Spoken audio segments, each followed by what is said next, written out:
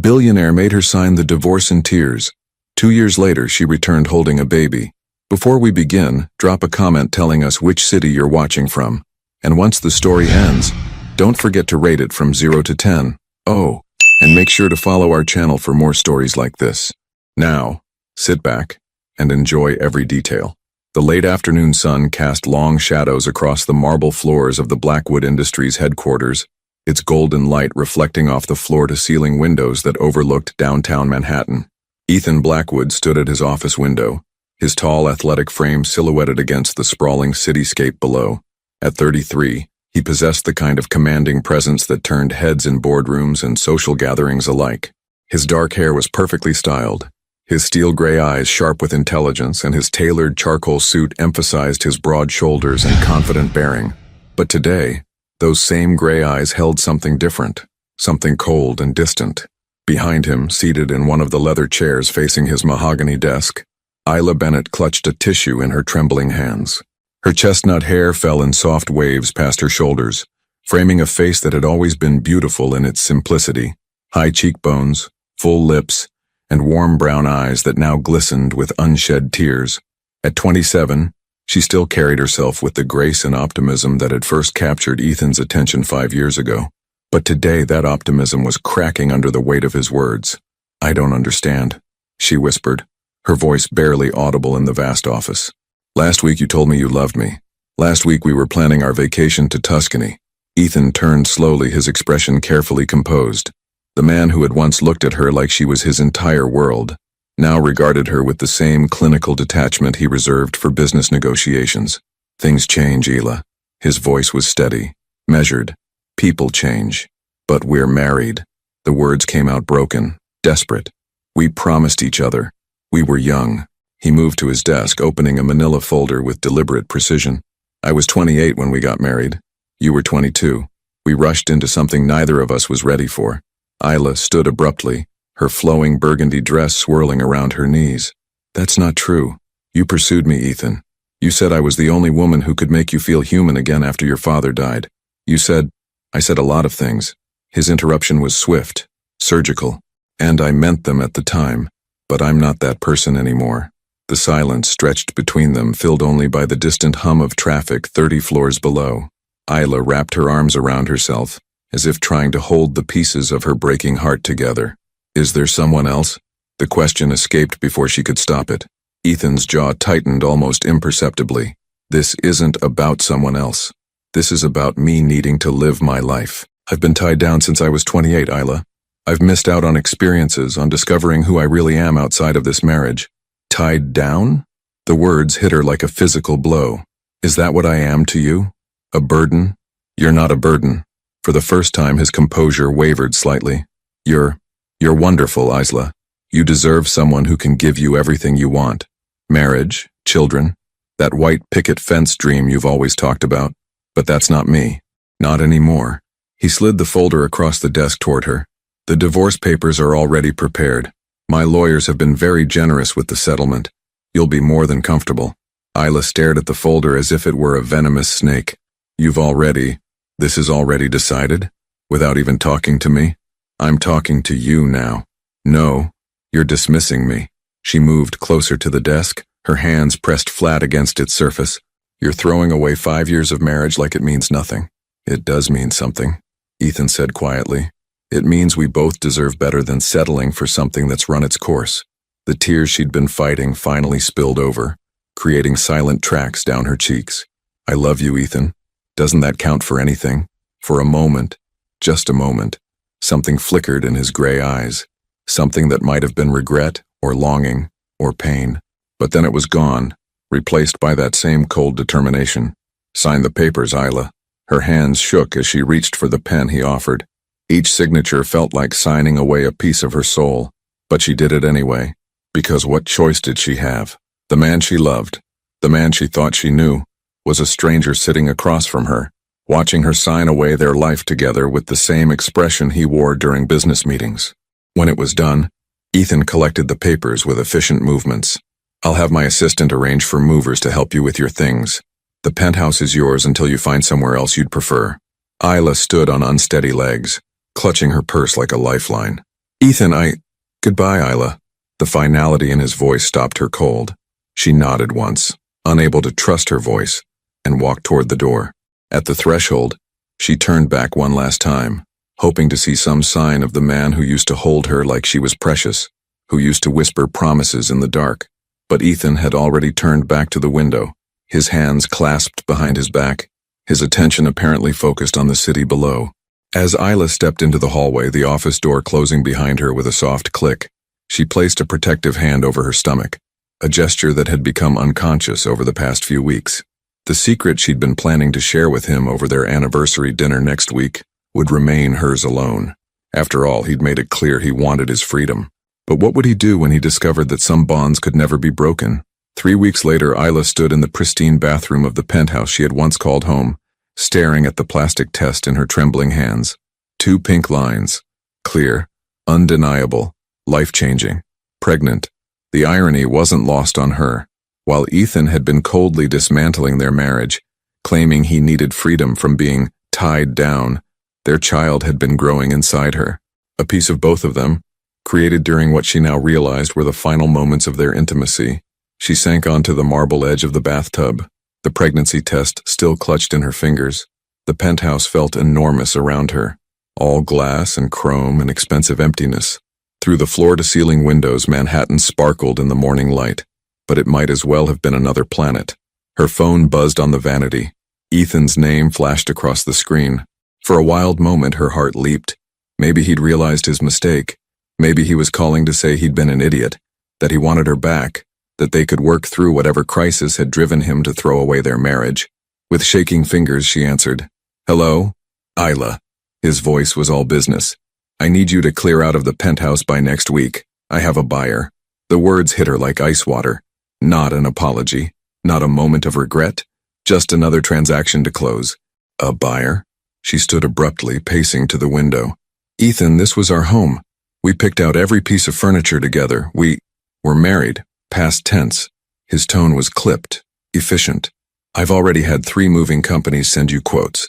The settlement provides more than enough for you to purchase something suitable." Something suitable?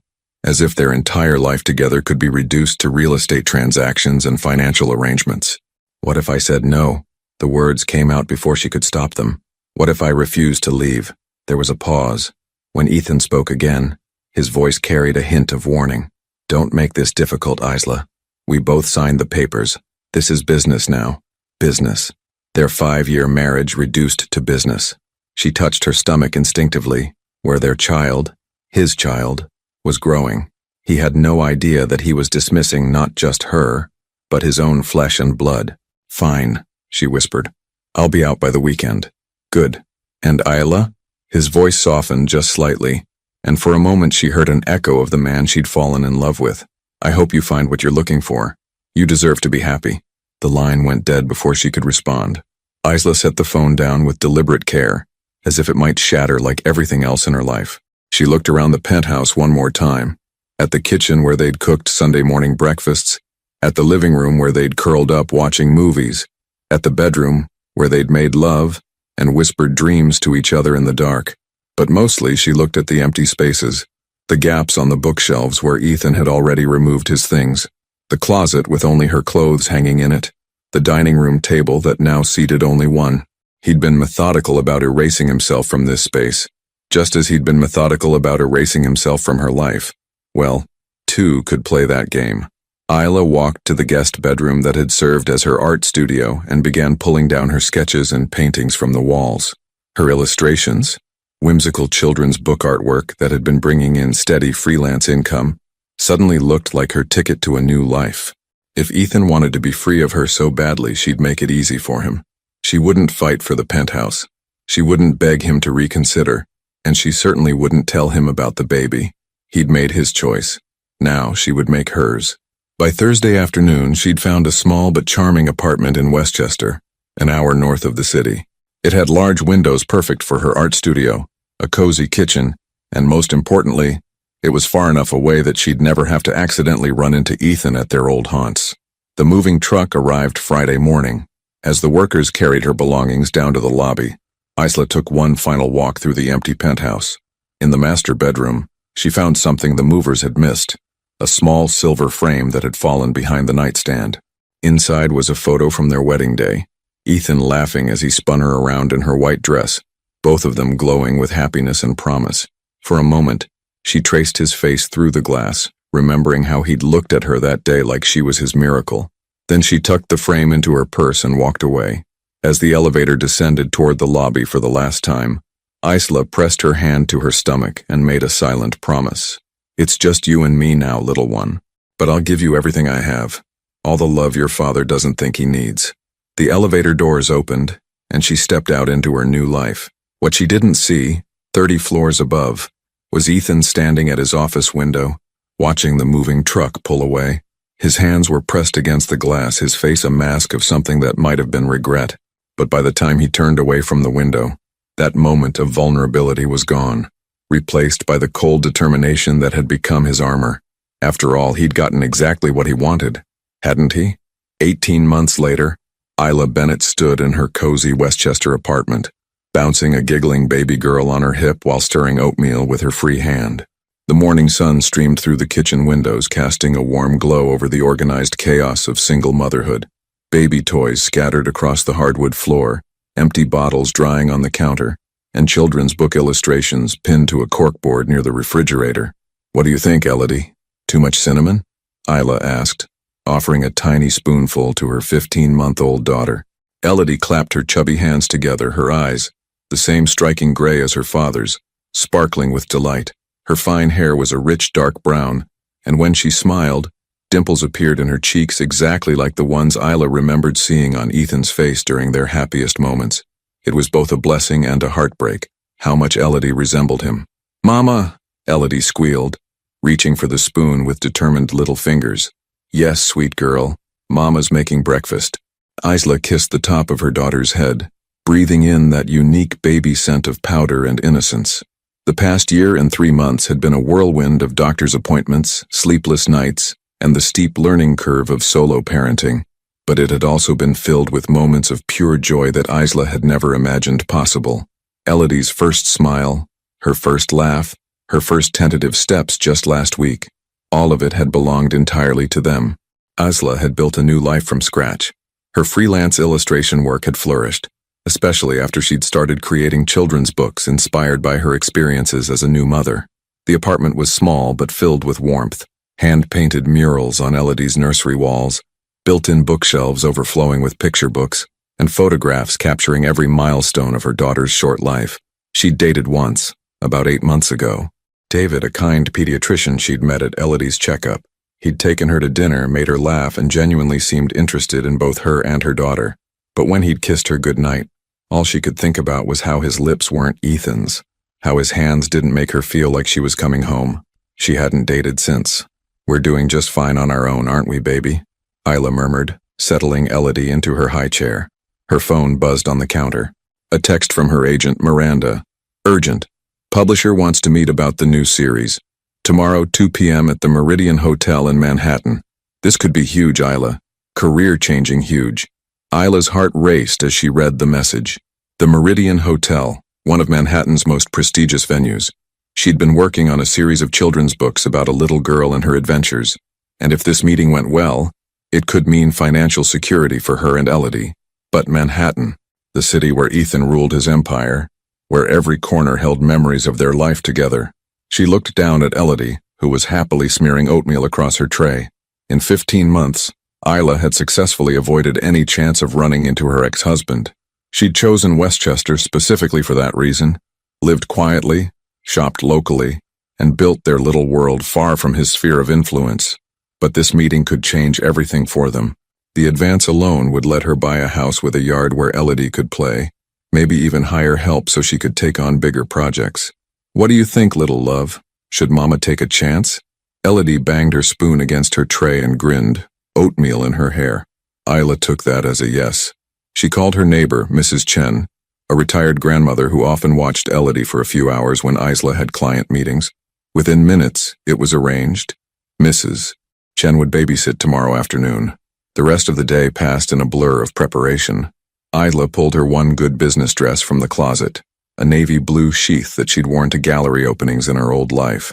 It still fit perfectly, though she'd have to be careful about her nursing schedule. That evening, after Elodie was asleep in her crib, Isla stood in front of her bathroom mirror, really looking at herself for the first time in months. Motherhood had changed her. Her hair was longer now, often pulled back in practical ponytails. Her face had a softer quality, more mature, and there was a strength in her eyes that hadn't been there before, the confidence of a woman who'd survived heartbreak and built something beautiful from the ashes. She practiced her presentation, speaking quietly to her reflection. This wasn't just about her anymore. Every decision she made affected Elodie's future. As she brushed her teeth, her phone lit up with a notification. Without thinking, she glanced at the screen. Instagram, a gossip account she'd stupidly never unfollowed. Manhattan's most eligible bachelor spotted at the Rainbow Room with stunning socialite Vivian Cross. Sources say Ethan Blackwood is finally ready to settle down again. Full story inside. The photo showed Ethan in a perfectly tailored tuxedo, his arm around a willowy blonde in a designer gown. He was smiling, that devastatingly handsome smile that used to be reserved for Isla alone. Her chest tightened, but not with the crushing pain she'd expected. Instead, she felt nothing. Or maybe not nothing, but something like closure. He'd moved on completely, just as he'd wanted. Good for him. She deleted the app from her phone and finished getting ready for bed. Tomorrow she would walk into that hotel with her head held high, secure her daughter's future, and prove to herself that she was more than just Ethan Blackwood's discarded wife. She was Elodie's mother. She was a successful artist. She was a woman who'd rebuilt her life from scratch. And if fate decided to test her resolve by putting her former husband in her path again, well, she'd handle that too. After all, she'd already survived the worst thing he could do to her. Or so she thought. The Meridian Hotel's marble lobby buzzed with the refined energy of Manhattan's elite. Isla walked through the revolving doors at exactly 1:45 p.m., her heels clicking confidently against the polished floor. She wore her navy dress with a cream blazer. Her hair swept into an elegant chignon that showcased the delicate earrings she'd splurged on that morning, a small act of rebellion against the practical mom uniform she'd been living in. In her arms, Elodie wore an adorable white dress with tiny pink flowers, her dark hair held back by a soft headband. The plan had been simple. Mrs. Chen would watch Elodie during the meeting. But when the elderly woman had called that morning with a sudden flu, Isla had faced an impossible choice. Miss the career-changing meeting or bring her daughter along. She'd chosen to bring Elodie, reasoning that the publisher might appreciate seeing the real inspiration behind her children's books. Welcome to the Meridian. May I help you? The concierge's smile was warm and professional. I'm here for a meeting with Helena Morrison from Storybook Publishing. Conference room Astor? Certainly. Take the elevator to the mezzanine level. The conference rooms are to your right. As Isla waited for the elevator, Elodie babbled happily, reaching for the crystal chandelier overhead. Pretty lights, aren't they, sweetheart? Isla murmured, adjusting her daughter's position. The elevator doors opened and Isla stepped inside, pressing the button for the mezzanine. She used the mirror to check her reflection one last time, ensuring she looked professional despite having a toddler on her hip. The doors began to close when a strong hand suddenly appeared, stopping them. Hold the elevator, please. Isla's blood turned to ice. That voice, deep, authoritative, achingly familiar, belonged to only one person in the world. The doors slid open, and Ethan Blackwood stepped inside. Time seemed to fracture. For a moment, neither of them moved. Neither spoke. Ethan stood frozen in the elevator doorway, his perfectly tailored charcoal suit emphasizing his broad shoulders, his steel gray eyes locked on Isla's face with an expression of complete shock, and then his gaze dropped to the child in her arms. Elodie, oblivious to the tension crackling in the small space, looked up at the tall stranger with curious eyes that were an exact mirror of his own. She studied his face with the unguarded fascination that only toddlers possessed, then broke into a bright smile. Hi, she said clearly, her first word to her father. Ethan's face went absolutely white. His lips parted, but no sound came out. His eyes moved frantically between Isla and Elodie, taking in every detail. The shape of the child's face, the color of her hair, the unmistakable familiarity of her features. The elevator doors started to close again, and Ethan stumbled backward, letting them shut without stepping inside. Isla's heart hammered against her ribs as the elevator began to rise. Elodie, sensing her mother's distress, reached up to pat Isla's cheek with a tiny palm. Mama, okay? Yes, baby, Isla whispered, though her voice was shaking. Mama's okay. But she wasn't okay. In 30 seconds, her carefully constructed world had just imploded. Ethan had seen Elodie. Those intelligent gray eyes had done the math instantly. Elodie was clearly over a year old, which meant the elevator dinged softly as it reached the mezzanine level. Isla stepped out on unsteady legs, walking toward the conference rooms in a daze. Behind her she could hear the faint sound of another elevator arriving, but she didn't turn around. Conference room Astor was easy to find. Inside, Helena Morrison, a sharp woman in her 50s with kind eyes, was already waiting with a spread of Isla's artwork laid out on the polished table. Isla, wonderful to finally meet you in person. And this must be your inspiration. Helena's smile was genuine as she looked at Elodie. I'm so sorry, Isla began, settling into a chair and adjusting Elodie on her lap. My babysitter got sick at the last minute, and Nonsense. Some of the best children's book illustrators I know are mothers. Now let's talk about this incredible series you've created. For the next hour, Isla tried to focus on Helena's enthusiastic discussion of publication timelines, marketing strategies, and advance payments. The numbers were even better than she'd hoped. Enough to secure Elodie's future, to buy them a real home, to build the stable life she'd dreamed of. But her mind kept drifting to that moment in the elevator. The shock on Ethan's face. The way he'd looked at Elodie like he was seeing a ghost. So do we have a deal? Helena's voice brought her back to the present. Yes, Isla said, managing a smile. Absolutely yes. They shook hands, and Helena promised to have contracts sent over within the week. As she gathered her artwork, Isla felt a mix of triumph and dread. This meeting had gone better than her wildest expectations, but now she had to face the inevitable consequence of returning to Manhattan. Ethan knew about Elodie now. As she walked back toward the elevators, Elodie drowsy against her shoulder. Isla's phone buzzed with a text from an unknown number, but somehow, she knew exactly who it was before she even looked at the screen. We need to talk. Now. I'm in the lobby. Her hands shook as she typed back, There's nothing to discuss. The response came immediately. Don't you dare leave this hotel, Isla. Don't you dare take my daughter and disappear again. My daughter. 2 words that changed everything. Isla looked down at Elodie, who had fallen asleep against her shoulder, tiny fist curled in the fabric of her blazer. For 15 months, it had been just the two of them against the world. Now the man who had shattered her heart was claiming ownership of the most precious thing in her life. The elevator arrived and Isla stepped inside, her mind racing. She could take Elodie and leave through a side exit. She could ignore his texts, drive back to Westchester, and pretend this had never happened. But as the elevator descended toward the lobby, she knew she was only delaying the inevitable. Ethan Blackwood was one of the most powerful men in New York. If he wanted to find them, he would. And despite everything he'd put her through, he had a right to know his daughter. The elevator doors opened onto the lobby, and there he was. Ethan stood near the concierge desk, his phone pressed to his ear, his free hand running through his dark hair in a gesture she remembered from their married days when he was stressed or angry. When he saw her, he ended his call abruptly and walked toward them with purposeful strides. For the second time that day, gray eyes met gray eyes as father and daughter looked at each other. This time there was nowhere to run. Ethan stopped 3 feet away from them, close enough that Isla could see the storm brewing in his gray eyes, but far enough that other hotel guests wouldn't overhear what was about to unfold.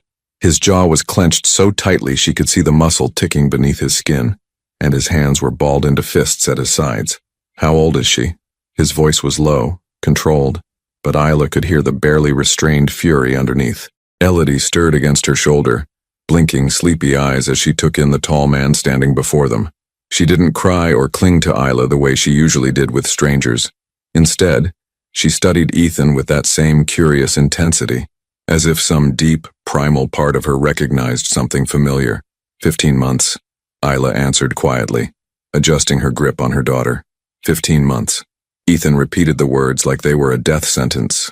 Which means you were pregnant when you signed those divorce papers. You were carrying my child when you let me end our marriage. The accusation hit her like a slap. I didn't know I was pregnant when I signed them. I found out 3 weeks later. And you chose not to tell me. His voice cracked slightly on the last word. You chose to divorce me. The words came out sharper than she'd intended, earning curious glances from a couple passing by. Isla lowered her voice. You sat in that office and told me you needed freedom, that you didn't want to be tied down. Well, congratulations, Ethan. You got exactly what you wanted. I wanted freedom from a marriage that wasn't working. I didn't want freedom from my child. Elodie's head turned toward Ethan at the sound of his raised voice, and for the first time her lower lip began to tremble. The stress and tension were affecting her, and Isla's protective instincts flared. You're scaring her, she said firmly, bouncing Elodie gently. Lower your voice. Ethan immediately modulated his tone, but the intensity remained. We can't have this conversation here. My car is outside. We're going somewhere private to talk. I'm not going anywhere with you. Isla turned toward the hotel exit. I have to get home. Elodie needs her nap and… Isla. The way he said her name stopped her cold. When she turned back, she saw something in his expression that made her breath catch. Vulnerability. Raw, desperate vulnerability. Please. You've had 15 months with her. Give me 15 minutes. The please undid her. In all their years together, Ethan Blackwood had rarely said please to anyone. He was a man who commanded, who demanded, who expected the world to bend to his will. But right now, he was asking. 15 minutes, she agreed reluctantly. But somewhere public. The hotel restaurant. 10 minutes later, they sat at a corner table in the Meridian's elegant restaurant, Elodie in a high chair between them. The lunch crowd had thinned, giving them relative privacy, while still maintaining the safety of a public space. Ethan hadn't taken his eyes off Elodie since they'd sat down. He watched her every movement with an intensity that was almost painful to witness. The way she picked up Cheerios with her tiny fingers, how she babbled to herself, the way she would suddenly look up and smile at nothing in particular. She has your eyes, Isla said softly, following his gaze. But your smile. His voice was hoarse. God, Isla, she's beautiful. Elodie, as if sensing she was the center of attention, clapped her hands together and let out a delighted squeal. The sound seemed to break something inside Ethan, and Isla watched in shock as his eyes filled with tears. I've missed everything, he whispered. Her first smile, her first laugh, her first steps, 15 months of my daughter's life, gone. Her first word was mama, Isla found herself saying, then immediately regretted it when pain flashed across his face. Of course it was. He reached across the table as if to touch Elodie's hand, then stopped himself. May I? Isla nodded, and Ethan gently extended his finger toward his daughter. Elodie grasped it with her tiny fist, holding on with surprising strength. The tears Ethan had been fighting finally spilled over. Hi, sweetheart, he whispered. I'm your daddy. Elodie tilted her head, studying this man who looked so much like her, then brought his finger to her mouth to investigate with her teeth. She's teething, Isla explained automatically. She puts everything in her mouth right now. What else? Ethan's eyes were hungry for information. What else should I know about her? Despite everything between them, Isla found herself answering. She loves music, any kind of music, and books. She'll sit for hours while I read to her. She's been walking for about 3 weeks now and she's fearless. Yesterday she tried to climb onto the kitchen counter. Is she sleeping through the night? Is she healthy? Has she been sick? Does she? Ethan. Isla held up a hand to stop the flood of questions. She's perfect. She's healthy and happy and loved. Loved by you. His voice was bitter. Her father is a stranger. That was your choice. No, it wasn't. The sharpness of his tone made Elodie look up from where she'd been examining his watch. You made that choice for me, Isla. You decided I didn't deserve to know about her. You made it very clear that you didn't want children. Every time I brought up starting a family, you said we had time, that your career came first, that was then. He leaned forward, his voice intense but quiet. Things change when you find out you're going to be a father. I would have changed everything if I'd known. Would you? Isla challenged. Or would you have stayed married to me out of obligation, resented both of us for trapping you in a life you didn't want? The question hung between them like a knife. Ethan opened his mouth to answer, then closed it again. Elodie, oblivious to the tension, had managed to pull Ethan's expensive watch completely off his wrist and was now examining it with intense concentration, occasionally banging it against her high chair tray. She's going to break it, Isla warned. I don't care. Ethan's voice was soft, wonderstruck. She can have anything she wants. Everything I own is hers. She doesn't need your money, Ethan. I've been providing for her just fine. This isn't about money. His eyes snapped back to hers. This is about the fact that I have a daughter I've never held, never fed, never comforted when she cried. This is about 15 months of being a father that I'll never get back. The pain in his voice was so raw that Isla felt her own eyes begin to sting. Ethan. I want to be part of her life, he said urgently. I want to know her. I want her to know me. We can work out custody arrangements, visitation schedules, whatever you think is best, but please, Isla, please don't shut me out of this. Before Isla could respond, Elodie let out a frustrated whine and threw Ethan's watch onto the floor. The expensive timepiece hit the marble with a loud clatter, drawing stares from nearby tables. Oh no, Isla started to get up to retrieve it, but Ethan was already bending down. When he straightened up, watch in hand, Elodie was reaching for him with both arms. The universal toddler gesture for pick me up. Dada, she said clearly, her first word to him that actually meant something. Ethan froze, his face a mask of shock and overwhelming emotion. She doesn't know what that means, Isla said quickly. She calls everyone Dada, the mailman, the grocery clerk, but Ethan wasn't listening. Very carefully, as if Elodie were made of spun glass, he lifted his daughter out of her high chair and into his arms for the first time. The moment their eyes met, something shifted in the air around them. Elodie touched his face with both hands, exploring this new person who held her like she was precious beyond measure. And Ethan looked down at his daughter with an expression of such pure, overwhelming love that it took Isla's breath away. This was the moment that would change everything. Again. For a moment that stretched into eternity, the world condensed to just the three of them. Ethan held Elodie with the careful reverence of a man discovering something sacred, while she examined his face with the fearless curiosity that only children possessed. Her tiny fingers traced the line of his jaw, patted his cheek, and tugged gently at his dark hair. She's not afraid of me, he whispered, wonder coloring his voice. She's not afraid of anyone, Isla replied softly, watching her daughter settle comfortably against her father's chest as if she belonged there. She's always been social, happy. Even as a baby, she hardly ever cried. Ethan's arms tightened protectively around Elodie. What was it like? The pregnancy, the birth, was she healthy? Were you okay? The concern in his voice caught Isla off guard. For a moment, she saw a glimpse of the man she'd fallen in love with, the one who used to worry when she had so much as a headache. The pregnancy was good. A little morning sickness in the beginning, but nothing terrible. She was born at 39 weeks, 7 pounds, 2 ounces. Perfect APGAR scores. Isla paused, remembering.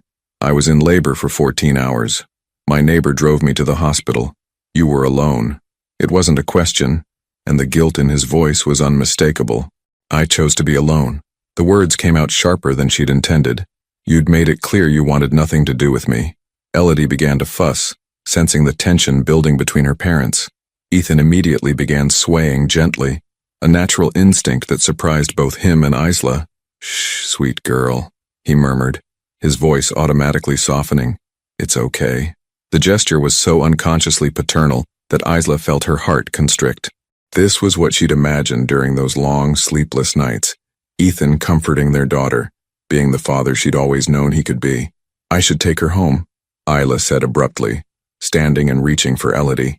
It's past her nap time, and she gets cranky when her schedule is disrupted. But Ethan stepped back, holding Elodie closer. 5 more minutes, please. Ethan, I know I have no right to ask for anything from you, he said urgently. I know I destroyed what we had, and I know I hurt you in ways I'm only beginning to understand. But she's my daughter too, Isla. I can't let you walk away again without knowing when I'll see her next. The desperation in his voice made something crack inside Isla's chest. Despite everything he'd put her through, she could see that meeting Elodie had fundamentally changed him. The cold, distant man who'd handed her divorce papers was gone, replaced by someone raw and vulnerable, and completely undone by love for a child he'd just met. What exactly are you proposing? She asked carefully. I don't know yet. He ran his free hand through his hair, a gesture she remembered from their marriage when he was trying to solve an impossible problem. Custody arrangements, visitation schedules. We'll need lawyers to work out the details. But I want to be in her life, Isla. I want to be her father. You are her father, Isla said quietly. Biology took care of that. But being a dad, that's different. That's showing up every day, middle of the night feedings, diaper changes, doctor's appointments, tantrums in grocery stores. It's not glamorous, Ethan. It's not a board meeting you can reschedule or a business trip you can delegate. I know that. His gray eyes met hers with startling intensity. Do you think I'm not capable of putting her first? The question hung between them, loaded with the weight of their shared history. Isla thought about all the times during their marriage when his work had taken precedence, when important conversations had been postponed for urgent calls, when she'd felt like she was competing with Blackwood Industries for her husband's attention. But she also remembered the man who'd held her through her father's funeral, who'd surprised her with homemade soup when she had the flu, who'd once driven 4 hours in a snowstorm just to bring her favorite flowers when she was feeling low. "I think," she said slowly, "that you're capable of anything when you decide it matters to you." Elodie had grown heavy in Ethan's arms, her head drooping against his shoulder as sleep began to claim her. The sight of her daughter finding comfort in her father's embrace was both beautiful and terrifying. "She really does need to nap," Isla said softly. Ethan nodded reluctantly, but when he moved to hand Elodie back, the toddler whimpered and clung to his shirt. "She doesn't want to leave you," Isla observed, surprised by the pang of something that might have been jealousy. "Maybe she knows," Ethan said quietly, gently stroking Elodie's back. "Maybe she knows I'm never letting her go again." The words sent a chill down Isla's spine. "What do you mean?" "I mean I've lost 15 months with my daughter, and I'm not losing another day." His voice was quiet, but firm. "I'll do whatever it takes to be part of her life. Whatever it takes, Isla." There was something in his tone, a hint of the ruthless businessman who'd built an empire through sheer force of will, that made Isla's protective instincts flare. "You can't just demand your way into her life because you've decided you want to be a father now," she said, her voice hardening. "She has a routine, a life, people who care about her. I won't let you disrupt that just because you're suddenly feeling paternal." "People who care about her?" Ethan's eyes flashed. "You mean people who've been there while her actual father was kept in the dark about her existence?" "Her actual father walked away from her mother before she was even born," Isla shot back. "Her actual father said he wanted freedom more than family." "I didn't walk away from her." The sharpness of his voice woke Elodie, who looked up at him with startled eyes. Isla immediately reached for her daughter, and this time Ethan didn't resist. Elodie settled against her mother's familiar warmth, but her eyes remained fixed on Ethan with an expression that seemed far too knowing for a 15-month-old. "You're right," Ethan said after a moment, his voice heavy with regret. "I walked away from you. I walked away from our marriage, from the life we could have built together, but I didn't know about her, and now I do. That changes everything." Isla looked down at Elodie, who was fighting sleep, her tiny fist clutched in the fabric of her mother's blazer. "It changes everything for you. For us, it complicates everything. Then let's figure out how to uncomplicate it." Ethan pulled out his phone. "What's your number? I'll call you tonight after she's asleep and we can start working out the details." Isla hesitated. Giving him her number felt like opening a door she'd spent 15 months keeping firmly closed. But Elodie deserved to know her father, and despite everything between them, Ethan deserved the chance to know his daughter. She rattled off her number, watching him enter it into his contacts with the same focused attention he'd once given to million-dollar deals. "I'll call you at 8, he said. "We have a lot to discuss." As Isla gathered her things and prepared to leave, Ethan stepped closer. For a moment she thought he might try to hug her goodbye, the way he used to after every separation, no matter how brief. Instead, he leaned down and pressed a gentle kiss to the top of Elodie's head. "Goodbye, sweetheart," he whispered. "Daddy will see you very soon." The word daddy in his voice made Isla's chest tight with emotions she wasn't ready to name. As she walked away through the hotel lobby, Elodie's head on her shoulder, Isla could feel Ethan watching them go. When she reached the revolving doors, she couldn't help but glance back. He was still standing where she'd left him, his hands shoved deep in his pockets, his eyes following their every step. For the first time in over a year, Ethan Blackwood looked like a man who'd lost something he couldn't afford to lose. The question was, what was he willing to sacrifice to get it back? The drive back to Westchester felt endless.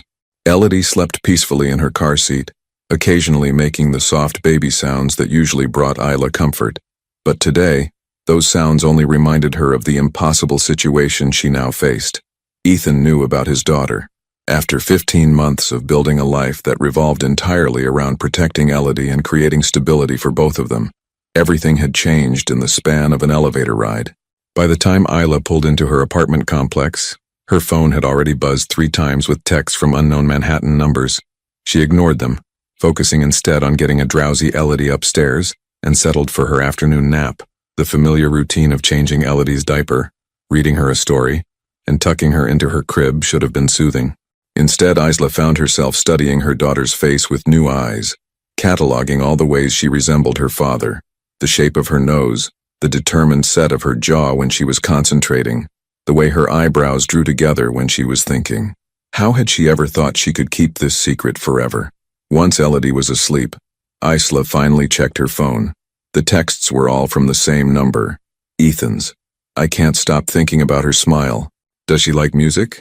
I remember you always humming while you worked. I want to do this right, Isla. We need to talk. Each message felt like a small invasion into the peaceful world she'd built. Isla set the phone aside and tried to focus on work, spreading her latest illustrations across the kitchen table. But concentration was impossible. Every few minutes she found herself glancing toward Elodie's room, half expecting Ethan to somehow materialize and demand his rights as a father. At exactly 8 o'clock, her phone rang. Hello, Ethan. Is she asleep? His voice was softer than it had been at the hotel, almost tentative. Yes. She went down about an hour ago. Isla curled up in her favorite armchair, pulling a throw blanket around her legs. She was exhausted from all the excitement. I've been thinking about what you said, about showing up every day, about it not being glamorous. There was a pause. You're right. I don't know anything about being a father, but I want to learn. Learning means starting small, Ethan. It means building trust with her and with me. What would that look like? Isla had been dreading this conversation, but now that it was happening, she found herself thinking practically. Maybe we start with a few hours on weekends, somewhere neutral where she feels safe. A park, maybe, or the children's museum. I want more than a few hours on weekends. His voice carried that familiar edge of command that she remembered from their marriage. I want overnight visits, holidays, real time with my daughter. She's never spent a night away from me, Isla said firmly. She's 15 months old, Ethan. She doesn't even know you. Then let me get to know her. Let me be part of her daily routine. What are you suggesting? I don't know yet. The honesty in his admission surprised her. Maybe I could come to Westchester sometimes. Help with bath time, bedtime stories. Show her that I'm consistent, that I'm not going anywhere. The image of Ethan in her small apartment, reading bedtime stories to Elodie, was both appealing and terrifying. And what happens when you get bored? When the novelty wears off and you remember that you wanted freedom more than family? That won't happen. How can you be so sure? 2 years ago, you threw away 5 years of marriage because you felt trapped. What makes you think parenthood will be different? The silence stretched so long that Isla wondered if the call had dropped. When Ethan finally spoke, his voice was raw. Because when I held her today, it was like I'd been holding my breath for 2 years and could finally breathe again. Because when she looked at me, I saw everything I'd been searching for in all the wrong places. He paused. I can't explain it, Isla. I just know that walking away from her would destroy me in ways that walking away from our marriage never could. The pain in his voice made her chest tight. Ethan, I made the biggest mistake of my life when I let you go, he continued. I thought I wanted to be free, but all I've been is empty. And now I find out that while I was trying to fill that emptiness with meaningless relationships and distractions, you were raising our daughter alone. I can't get those 15 months back, but I can make sure I don't miss another day. Isla closed her eyes, fighting against the pull of his words. This was the Ethan she'd fallen in love with. Vulnerable, honest, completely present. But she'd learned not to trust those moments because they never lasted. I need guarantees, she said finally. I need to know that you're not going to disappear from her life the moment things get difficult. What kind of guarantees? Legal ones. If we're going to do this, we do it properly. Custody agreements, child support, everything documented and official. Fine. I'll have my lawyers draw up papers. The businesslike tone was back, and it made Isla's stomach clench. This isn't a merger, Ethan. This is our daughter's life. I know that. His voice softened again. I'm sorry, I want to make sure everything is protected. For her, and for you. What about Vivian? The question came out before Isla could stop it, and she immediately regretted it. She had no right to ask about his personal life anymore. Vivian? Ethan sounded genuinely confused. The woman from the Instagram photo. Your girlfriend. She's not my girlfriend. That was one date, a setup by my business partner. There's no one serious, Isla. There hasn't been anyone serious since... He trailed off, but she knew what he meant. Since her. The admission shouldn't have mattered, but it did. More than she wanted to acknowledge. Look, Ethan continued. I know this is complicated. I know I have no right to ask anything of you after what I put you through. But Elodie deserves to have both her parents in her life. And maybe if we can figure out how to co-parent successfully, we can also figure out how to forgive each other. Forgiveness is earned, Ethan, not negotiated. Then tell me how to earn it. The simple question caught her completely off guard. In all their fights during their marriage, Ethan had never asked how to fix things. He'd assumed his money, his grand gestures, his eventual attention would be enough. But he'd never simply asked what she needed. "Start by proving that you can put Elodie first," she said quietly. "Show me that you can be reliable, consistent, present. Show me that you understand what being a parent actually means." "How long? How long what? How long do I have to prove myself before you'll consider joint custody?" The question made her heart race. Joint custody meant splitting holidays, weekends, summers. It meant sharing the most important thing in her life with the man who'd shattered her heart. "I don't know," she admitted. "We'll have to see how it goes." "Fair enough." There was a pause. "Can I see her this weekend? Saturday afternoon, maybe? We could go to that park you mentioned." Isla looked toward Elodie's room where her daughter slept peacefully, unaware that her world was about to change forever. "Saturday afternoon," she agreed, "but just for a couple of hours. Thank you." The relief in his voice was palpable. "Isla, I won't let you down. Either of you." After he hung up, Isla sat in her chair for a long time, staring at her phone. She'd just agreed to let the man who'd broken her heart back into her life. More importantly, she'd agreed to let him into Elodie's life. She could only hope she hadn't just made the biggest mistake of her life. Outside her window, snow began to fall, the first snowfall of the season. As she watched the flakes drift past the streetlights, Isla couldn't shake the feeling that everything was about to change again. The question was whether this time, the change would heal them or destroy what little peace she'd managed to build. Saturday arrived gray and cold, with a bitter wind that made Isla question the wisdom of a park visit. She'd barely slept the night before, running through every possible scenario of how the afternoon might unfold. What if Elodie had a meltdown?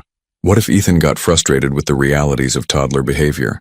What if seeing them together made her own carefully guarded feelings even more complicated than they already were? By noon, she'd changed her outfit 3 times, finally settling on dark jeans and a cream sweater, practical for chasing after a toddler, but still put together enough that she didn't feel completely outmatched by whatever designer ensemble Ethan would inevitably be wearing. Elodie, oblivious to her mother's anxiety, was in a particularly good mood. She'd woken up babbling happily, eaten all her breakfast without throwing any on the floor, and was now contentedly playing with blocks while Isla packed the diaper bag with military precision. "We're going to see the nice man from yesterday," Isla told her daughter, testing how the words felt. "Remember? The one with the pretty watch you tried to eat?" Elodie looked up at the mention of the watch, clapping her hands together. "Da-da." The casual way she said it made Isla's heart skip. "Yes, sweetie. We're going to see Daddy." The word felt foreign on her tongue. For 15 months there had been no daddy in their vocabulary, no need for that particular designation. It was always just Mama and Elodie against the world. Isla's phone buzzed with a text. "Running 5 minutes late, traffic from the city. See you soon." At least he was communicating, she thought. During their marriage, Ethan's lateness had been a constant source of friction, not because he was inconsiderate, but because he seemed to exist in a world where schedules bent to his will rather than the other way around. When they arrived at Riverside Park, Isla was surprised to see Ethan already there, standing near the playground entrance. He'd traded his usual business attire for dark jeans and a charcoal wool coat, looking more approachable than she'd seen him in years. In his hands was a small wrapped package. "You brought her a gift?" Isla asked as they approached. "I wasn't sure if I should," Ethan admitted, looking uncertain. "I didn't want to seem like I was trying to buy her affection, but I saw this and thought..." He trailed off, then held out the package. "Maybe you should decide if it's appropriate." Isla unwrapped the small box to reveal a delicate silver bracelet designed for babies, adjustable with tiny charms that spelled out ELODIE. It was beautiful, thoughtful, and probably cost more than Isla's monthly grocery budget. "It's lovely," she said softly, "but maybe save it for when she's older. She puts everything in her mouth right now." "Of course." Ethan slipped the box back into his coat pocket, looking embarrassed. "I should have thought of that." Elodie, meanwhile, had spotted the playground and was straining against her stroller straps, making impatient sounds. "Someone's eager to play," Ethan observed, and Isla was struck by how carefully he was watching their daughter, cataloging every expression and sound. "She loves the swings," Isla said, unbuckling Elodie and lifting her out. "And the slide, though she's still too little for the big one." For the next hour, Ethan threw himself into playground duty with the same intensity he'd once brought to board meetings. He pushed Elodie on the baby swings, helped her navigate the small slide, and showed remarkable patience when she insisted on climbing the same 3 steps repeatedly. Again, Elodie demanded after her 10th trip down the slide, and Ethan immediately positioned himself to catch her at the bottom. She's got you well trained already, Isla observed, settling on a nearby bench. She's perfect, Ethan said simply, lifting Elodie back to the top of the slide. Look at that concentration, she's so determined. She gets that from you. The words slipped out before Isla could stop them. Their eyes met across the playground, and for a moment, the years fell away. This could have been them 2 years ago if things had been different. If he'd wanted children then. If she'd told him about the pregnancy. If they'd figured out how to fight for their marriage instead of giving up. Mama, Elodie called from the top of the slide, breaking the spell. Look, I'm looking, baby girl, Isla called back, focusing on her daughter, instead of the impossible thoughts swirling in her head. When Elodie finally tired of the playground, they walked along the park's winding paths. Ethan had insisted on pushing the stroller, and Isla found herself walking beside him in comfortable silence. It was strange how natural it felt, despite everything between them. She's going to need a winter coat soon, Ethan said, adjusting the blanket around Elodie's legs. Something warmer than this. I've been looking, Isla replied. There's a children's store in town that has good quality coats for reasonable prices. Let me buy it for her. The offer was casual, but Isla heard the underlying current. Ethan, you don't need to. I want to contribute, he said firmly. I've missed 15 months of providing for my daughter. Let me start somewhere. Before Isla could respond, Elodie pointed at a cluster of ducks near the pond and let out an excited squeal. Duck! Duck! Should we go see the ducks? Ethan asked, immediately changing direction toward the water. As they stood at the pond's edge, watching Elodie's delighted reaction to the waterfowl, Ethan's phone began to ring. He glanced at the screen, and Isla saw something familiar cross his face, that look of a man torn between competing priorities. Important call? She asked, trying to keep the edge out of her voice. Ethan looked at his phone again, then deliberately declined the call and slipped it back into his pocket. Nothing more important than this. The gesture was small, but it spoke volumes. The Ethan she'd been married to would have taken the call, would have assumed she'd understand that business came first. Thank you, she said quietly. For what? For not taking the call, for being present. He turned to look at her, his gray eyes serious. I meant what I said on the phone, Isla. I'm not going anywhere. He gestured toward Elodie, who was now trying to communicate with the ducks in her own babbling language. This is what matters. As if sensing their attention, Elodie turned around and reached for both of them simultaneously, one small hand toward Isla and one toward Ethan. Without thinking, they both stepped closer, creating a small circle around her. For a moment, they looked like what they'd never had the chance to be, a family. I should probably get her home, Isla said finally, breaking the spell. She needs lunch and a nap. Of course. Ethan's disappointment was obvious, but he didn't argue. When can I see her again? Maybe Wednesday afternoon? If you can get away from work? I'll make it work. He bent down to Elodie's level. Bye-bye, sweetheart. Daddy will see you soon. Elodie waved her little hand, then surprised them both by leaning forward and patting Ethan's cheek, the same gesture she'd made in the hotel restaurant. Bye-bye, Dada, she said clearly. Ethan's face transformed, joy and pain mingling in equal measure. Bye-bye, baby girl. As Isla loaded Elodie back into her car seat, she could feel Ethan watching them. When she straightened up, he was standing by her car window. Thank you, he said, for today, for giving me this chance. I know it can't be easy. It's not about what's easy, Isla replied. It's about what's right for Elodie. And what about what's right for you? The question caught her off guard. What do you mean? I hurt you. Badly. And now I'm asking you to trust me with the most important thing in your life. That has to be terrifying. His acknowledgement of her sacrifice, of what this cost her emotionally, was unexpected. It is terrifying, she admitted. But she deserves to know her father. And despite everything, I believe you're a good man, Ethan. You just got lost for a while. He reached out as if to touch her face, then caught himself and dropped his hand. Maybe we both did. As Isla drove away, Elodie already falling asleep in her car seat, she glanced in the rearview mirror. Ethan was still standing in the parking lot, watching them disappear into traffic. For the first time since their divorce, Isla allowed herself to wonder, what if they could find their way back to each other? The thought was dangerous, she knew. But as Elodie mumbled, "Dada," in her sleep, Isla couldn't quite push it away. 3 weeks later, Ethan's presence in their lives had become as natural as breathing. Wednesday afternoons at the park had expanded to Saturday mornings at the Children's Museum, then Sunday brunches at child-friendly cafes. He'd even started picking up groceries for them, claiming it was on his way from the city, though Isla knew Westchester was a 40-minute detour from anywhere Ethan needed to be. Tonight was different, though. Tonight, Ethan was coming to their apartment for dinner, the first time he'd been in Isla's personal space since their divorce. Isla had spent the afternoon cleaning obsessively, then cooking Elodie's favorite meal, homemade mac and cheese with steamed broccoli that her daughter would inevitably ignore. She'd told herself it was just dinner, just co-parents sharing a meal with their child. But she'd also changed her outfit twice and put on the perfume that Ethan used to say reminded him of spring rain. "Dada coming?" Elodie asked for the 10th time, pressed against the living room window watching for cars.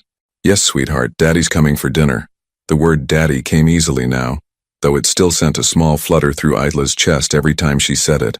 Watching Ethan with Elodie over the past few weeks had been a revelation. He was patient, attentive, and completely smitten. More than that, he seemed to genuinely enjoy the mundane aspects of parenting that Isla had expected would frustrate him. Last Saturday, Elodie had thrown up all over his expensive sweater at the museum. Instead of being disgusted, he'd simply cleaned her up, bought a souvenir t-shirt from the gift shop, and spent the rest of the afternoon wearing a shirt with cartoon dinosaurs that was 2 sizes too small. The intercom buzzed at exactly 6 o'clock. "It's me," Ethan's voice came through the speaker. "Come up. 3rd floor, apartment 3B. Isla smoothed her hair one last time and opened the door, Elodie immediately breaking free from her arms to toddle toward the stairwell. "Dada! Dada!" Elodie squealed as Ethan appeared at the top of the stairs. He swept her into his arms, spinning her around as she giggled. "Hello, my beautiful girl. Did you miss me?" "Missed you," Elodie declared, though Isla wasn't sure if she really understood the concept or was just mimicking the phrase she'd heard Isla use. Ethan looked good. He always looked good, but there was something different about him lately. The sharp edges that had defined him during their marriage had softened. He smiled more easily, laughed more freely, and looked at the world with something that might have been contentment. "This is lovely," he said, looking around the apartment as he set Elodie down. "It's so warm." The compliment pleased her more than it should have. The apartment was small compared to the penthouse they'd shared, but Isla had worked hard to make it feel like home. Soft lighting, books everywhere, Elodie's artwork taped proudly to the refrigerator, and family photos, though notably, none that included Ethan. "It suits us," Isla said simply. Dinner was surprisingly relaxed. Elodie showed off her new skills, feeding herself with a spoon, mostly successfully, saying please and thank you when prompted, and demonstrating her impressive vocabulary of animal sounds. "She's so smart," Ethan marveled as Elodie correctly identified every animal in her picture book. "Is this normal for her age?" "She's been talking early," Isla admitted. "And she loves books.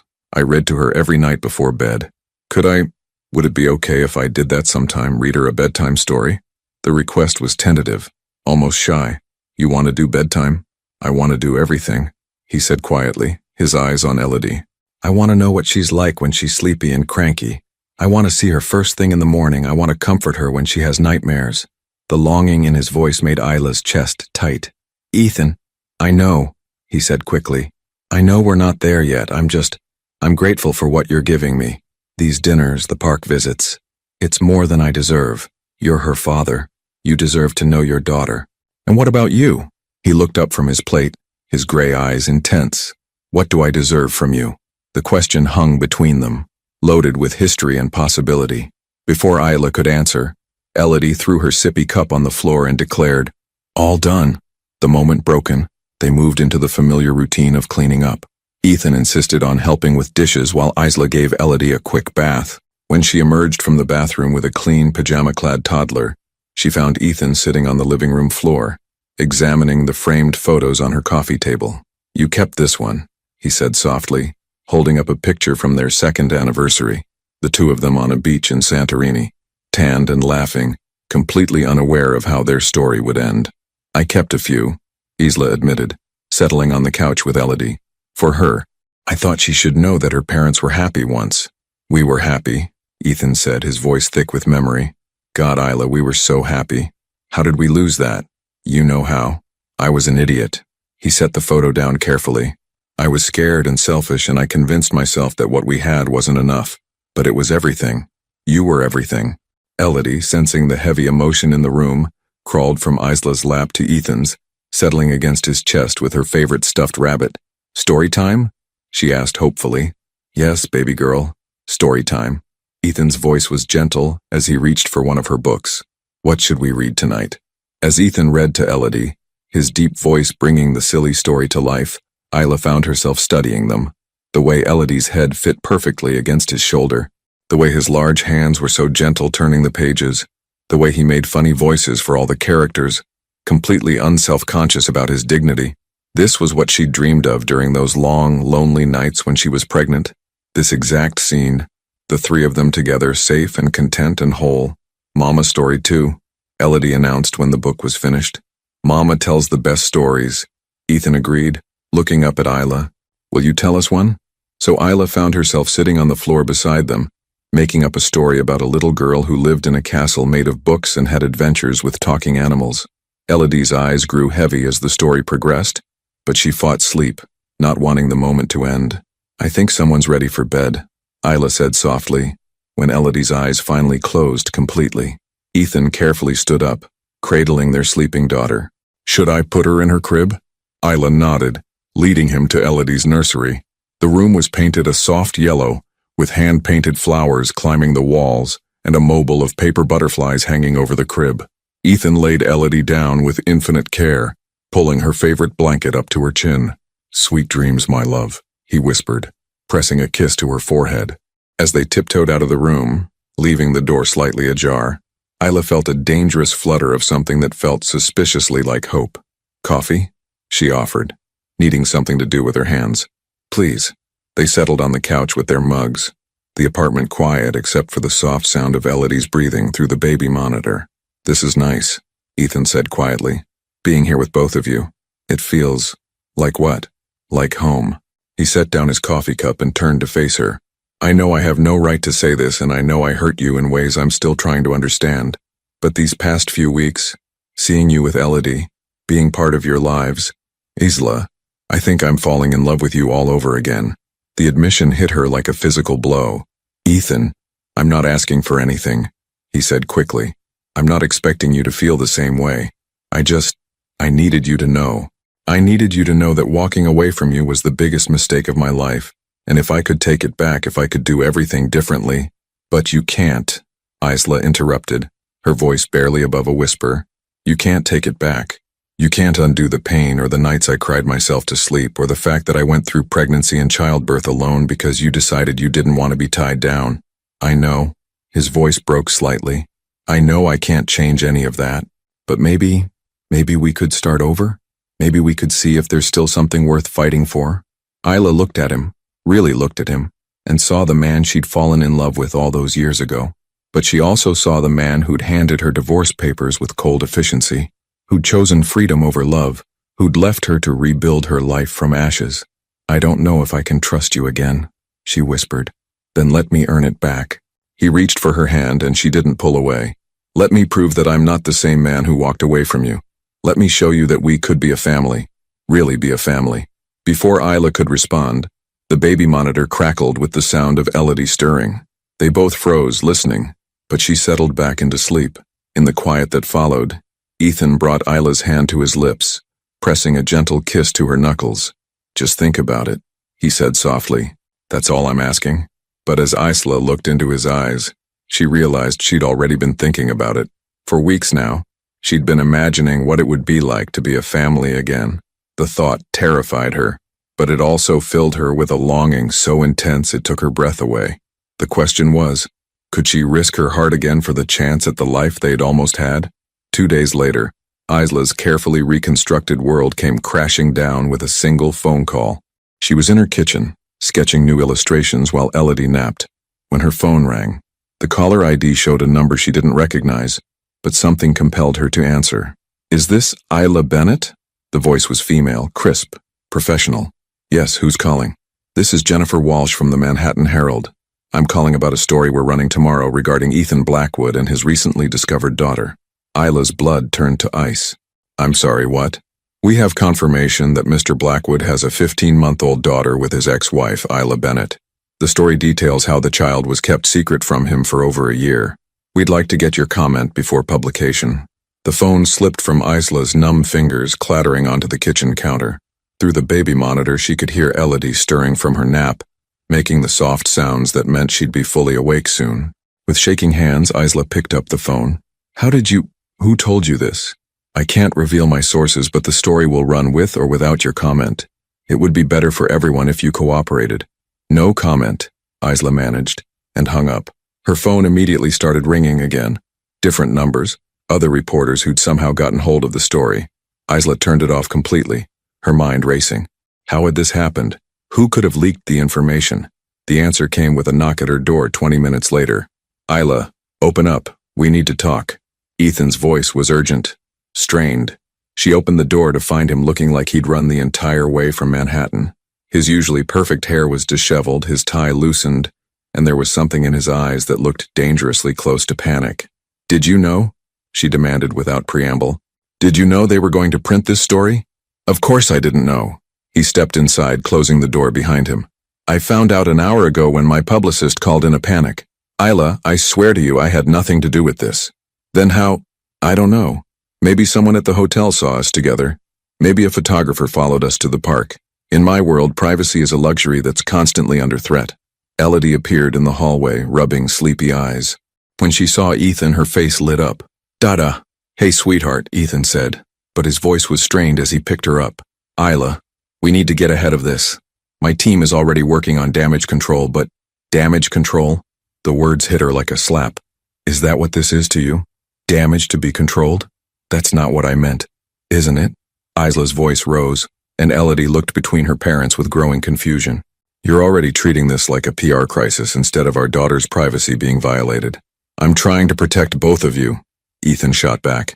Do you have any idea what it's going to be like when this story breaks? Reporters camping outside your apartment, photographers following you to the grocery store, people digging into every aspect of your life looking for more stories. As if summoned by his words, there was a commotion outside, car doors slamming, voices calling questions. Isla ran to the window and saw 3 news vans pulling up to her building. Oh God, she whispered. They're already here. Ethan joined her at the window, Elodie still in his arms. We need to get you both out of here, now. Where? Where can we go that they won't follow? My house in the Hamptons. It's private, secure. We can figure out our next move from there. Isla spun around to face him. Our next move? There is no "our" in this, Ethan. This is exactly what I was afraid of. Getting pulled back into your world, into the chaos and scrutiny and complete lack of privacy. Mama? Elodie's voice was small, uncertain. The raised voices and tension were frightening her. Isla immediately softened her tone, taking Elodie from Ethan's arms. It's okay, baby. Mama and Daddy are just talking. But this is temporary, Ethan said urgently. Once the initial interest dies down, things will go back to normal. Will they? Isla challenged. Or will there always be another story, another scandal, another reason why our lives aren't our own? I can't live like that, Ethan. I won't raise Elodie in a fishbowl. The intercom buzzed insistently, reporters trying to get access to the building. Through the window, Isla could see neighbors peering out, drawn by the commotion. You don't have a choice right now, Ethan said grimly. Like it or not, the story is out there. The only question is whether you face it alone, or let me help you. Isla looked down at Elodie, who was clutching her stuffed rabbit and looking scared. In 15 months, their life had been peaceful, predictable, safe. Now, because of one moment in a hotel elevator, all of that was gone. If I come with you, she said slowly, it's just until this dies down. It doesn't change anything between us. I understand. And I want legal protections in place. Something that ensures Elodie's privacy going forward. Already in the works. Isla studied his face, looking for any sign of the calculating businessman who might see this crisis as an opportunity to get what he wanted. Instead, she saw genuine fear, not for his reputation or his business, but for them. Okay, she said finally. But we pack fast and we leave through the back entrance. 20 minutes later, they were in Ethan's car, driving through Queens toward Long Island. Elodie had fallen asleep in her car seat, exhausted by the stress and excitement. In the rearview mirror, Isla could see a pair of cars following them, photographers hoping for the shot that would accompany tomorrow's headlines. I'm sorry, Ethan said quietly, his hands gripping the steering wheel. I'm so sorry this happened. If I could take it back. You can't, Isla interrupted. You can't take back the divorce. You can't take back the secrecy. And you can't take back the fact that our private business is about to be splashed across every gossip website in the country. So what are you saying? Isla was quiet for a long moment, watching the familiar landscapes of her peaceful life disappear behind them. I'm saying that I think I made a mistake, letting you back into our lives, believing that we could co-parent without complications, thinking that maybe, she trailed off, unable to finish the thought, thinking that maybe we could be a family again. Yes, the admission was barely a whisper. But this, she gestured toward the cars following them. This is why I left your world, Ethan. This is why I built a new life in Westchester, because I knew that loving you meant accepting that I would never have privacy, never have peace, never have a normal life. It doesn't have to be this way, doesn't it? She turned to look at him. You're Ethan Blackwood.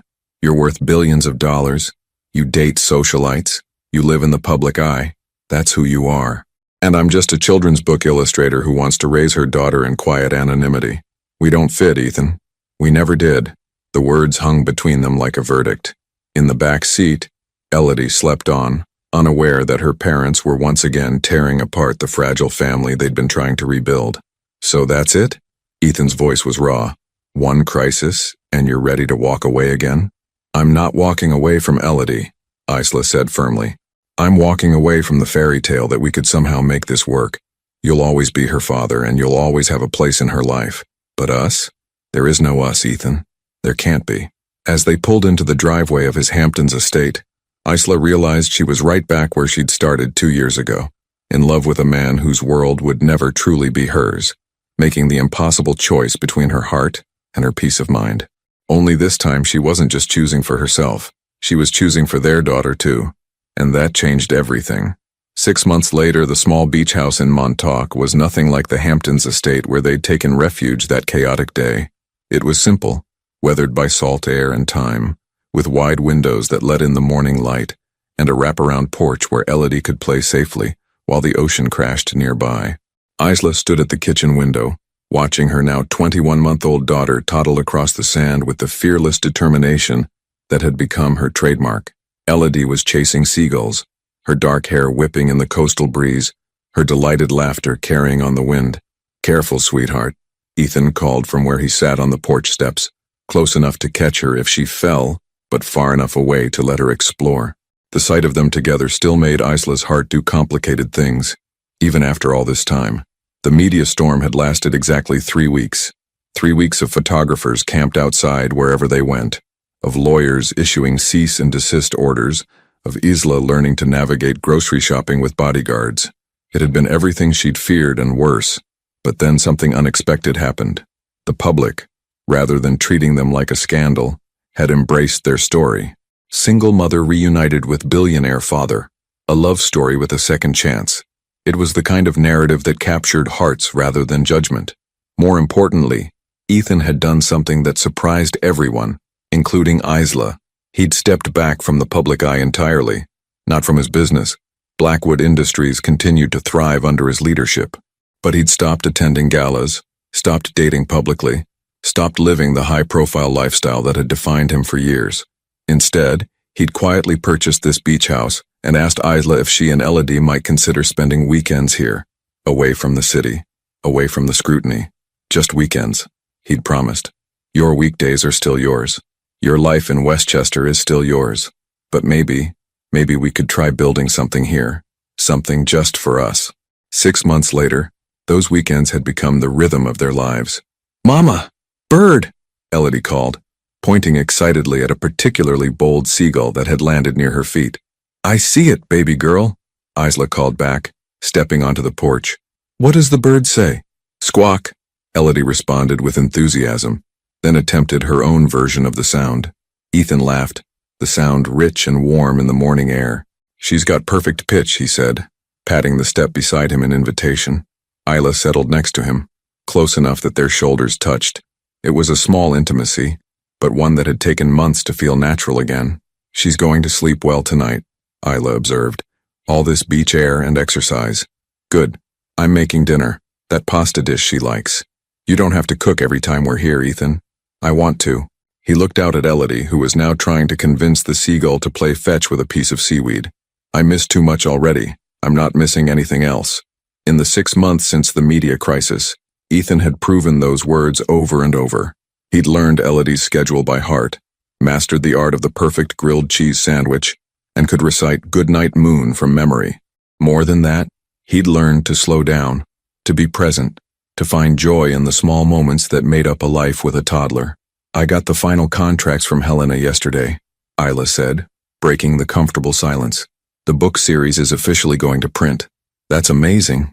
Ethan turned to look at her, his gray eyes bright with genuine pride. You should be celebrating. I am. We are. She smiled. Elodie's going to have her college funds secured before she's even potty trained.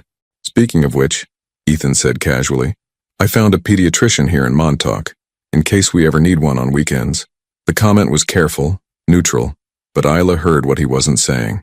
He was thinking long-term. He was imagining a future where their weekend arrangement became something more permanent. Ethan, I know, he said quickly. I know we haven't talked about it. I know you're not ready for more, but I wanted you to know that I'm ready. Whenever you are, however you want this to work, I'm ready. Isla studied his profile, the strong jaw, the way his hair curled slightly in the humid air, the new lines around his eyes that came from squinting into the sun while watching their daughter play. He looked different here, younger somehow despite the passage of time, happier. Do you miss it? She asked.